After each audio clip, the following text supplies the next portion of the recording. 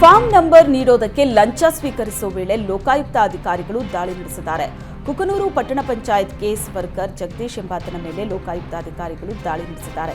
ನಾಗಪ್ಪ ಕುಂಬಾರ್ ಎಂಬಾತನಿಂದ ಜಗದೀಶ್ 2,000 ರೂಪಾಯಿ ಹಣ ಲಂಚ ಪಡಿತಾ ಇದ್ದ ವೇಳೆ ದಾಳಿ ನಡೆಸಿದ್ದು, ಜಗದೀಶ್ನನ್ನ ಅಧಿಕಾರಿಗಳು ವಶಕ್ಕೆ ಪಡೆದು ವಿಚಾರಣೆ ನಡೆಸಿದರು.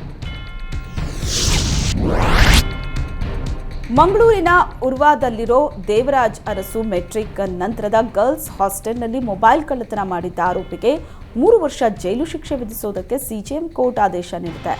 ಜೂನ್ 18, 2023ರಂದು ಮಹೇಶ್ ಪೈ ಎಂಬಾತ ಬಾಲಕಿಯರ ಹಾಸ್ಟೆಲ್ಗೆ ನುಗ್ಗಿ ವಿದ್ಯಾರ್ಥಿನಿಯರ 3 ಮೊಬೈಲ್ ಕದ್ದಿದ್ದ.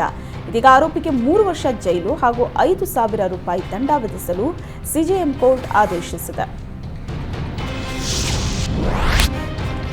ಬೆಂಗಳೂರು ಸಂಚಾರಿ ಪೊಲೀಸರು ಸಮಾಜಮುಖಿ ಕಾರ್ಯ ಮಾಡಿದ್ದಾರೆ. ಹೆಬ್ಬಾಳದ ಖಾಸಗಿ ಆಸ್ಪತ್ರೆಯಲ್ಲಿನ ಬ್ರೈನ್ ಡೆಡ್ ಆಗಿದ್ದ ರೋಗಿಯ ಹೃದಯ ರವಾನೆ ಮಾಡಲಾಗಿದ್ದ ಆಂಬ್ಯುಲೆನ್ಸ್ಗೆ ಸಂಚಾರಿ ಪೊಲೀಸರು ಟ್ರಾಫಿಕ್ ತೆರವು ಮಾಡಿಕೊಟ್ಟಿದ್ದಾರೆ. ಚೆನ್ನೈ ಮೂಲದ ರೋಗಿಗೆ ವಿಮಾನದಲ್ಲಿ ಹೃದಯ ರವಾನೆ ಮಾಡಬೇಕಿತ್ತು.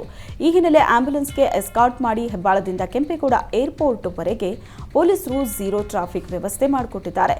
ಅದೇ ರೋಗಿಯ ಶ್ವಾಸಕೋಶವನ್ನು ಜೆಪಿ ನಗರ ಖಾಸಗಿ ಆಸ್ಪತ್ರೆಗೆ ರವಾನೆ ಮಾಡುವುದಕ್ಕೆ ಝೀರೋ ಟ್ರಾಫಿಕ್ ವ್ಯವಸ್ಥೆ ಮಾಡಿಕೊಟ್ಟಿದ್ದಾರೆ. ಪೊಲೀಸರ ಈ ಸಮಾಜಮುಖಿ ಕಾರ್ಯಕ್ಕೆ ಸಾರ್ವಜನಿಕರು ಮೆಚ್ಚುಗೆ ವ್ಯಕ್ತಪಡಿಸಿದ್ದಾರೆ.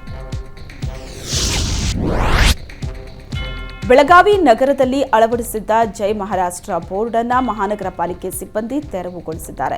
ಪೊಲೀಸ್ ಭದ್ರತೆಯೊಂದಿಗೆ ಸಿಬ್ಬಂದಿ ಬೋರ್ಡ್ ಅನ್ನು ತೆರವು ಮಾಡಿದ್ದಾರೆ. ಬೆಳಗಾವಿ ನಗರದ ಅನುಗೋಳದಲ್ಲಿ ಬೋರ್ಡ್ ಅಳವಡಿಕೆ ಮಾಡಲಾಗಿತ್ತು. ಬೋರ್ಡ್ ತೆರವುಗೊಳಿಸುವಂತೆ ಒತ್ತಾಯಿಸಿ ಕನ್ನಡ ಪರ ಸಂಘಟನೆ ಕಾರ್ಯಕರ್ತರು ಪ್ರತಿಭಟನೆ ನಡೆಸಿದರು.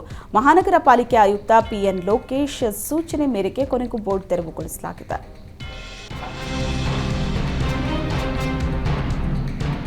ವಿದ್ಯಾರ್ಥಿಗಳು ಮಾದಕ ದ್ರವ್ಯಗಳಿಗೆ ದಾಸರಾಗ್ತಿದ್ದಾರೆ. ಈ ವಿಚಾರವಾಗಿ ವಿದ್ಯಾರ್ಥಿಗಳ ಮೇಲೆ ಕಣ್ಣಿಡುವುದಕ್ಕೆ ಹೊಸ ಅಸ್ತ್ರವನ್ನ ರೂಪಿಸಲಾಗಿದೆ.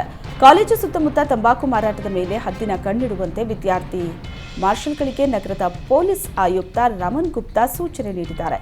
ಈ ಬಗ್ಗೆ ನಗರ ಪೊಲೀಸ್ ಆಯುಕ್ತರ ಕಚೇರಿಯಲ್ಲಿ ಕಾರ್ಯಾಗಾರ ನಡೆಸಿ ಹೇಗೆ ಕಾರ್ಯನಿರ್ವಹಿಸಬೇಕು ಅಂತ ಸಲಹೆ ಸೂಚನೆಗಳನ್ನು ನೀಡಿದ್ದಾರೆ. ಕೇಂದ್ರ ಪರಿಸರ ಸಚಿವಾಲಯ ದೇಶದಲ್ಲಿರೋ ಚಿರತೆಗಳ ಅಂಕಿಅಂಶ ಬಿಡುಗಡೆ ಮಾಡಿದೆ. ಕೇಂದ್ರ ಸಚಿವಾಲಯ ಬಿಡುಗಡೆ ಮಾಡಿದ ಪಟ್ಟಿಯಲ್ಲಿ ಕರ್ನಾಟಕ ರಾಜ್ಯ 3ನೇ ಸ್ಥಾನದಲ್ಲಿದೆ. ಮಧ್ಯಪ್ರದೇಶದಲ್ಲಿ ಅತಿ ಹೆಚ್ಚು ಚಿರತೆಗಳು ಇರುವುದಾಗಿ ತಿಳಿದು ಬಂದಿದೆ. ಮಧ್ಯಪ್ರದೇಶದಲ್ಲಿ 3,907 ಚಿರತೆಗಳಿದೆ.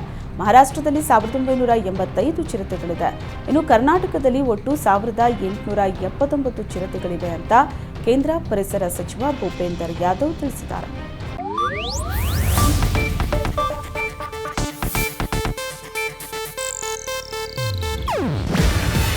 ಇದು ಏಷ್ಯಾನೆಟ್ ನ್ಯೂಸ್ ನೆಟ್ವರ್ಕ್ ಪ್ರಸ್ತುತಿ.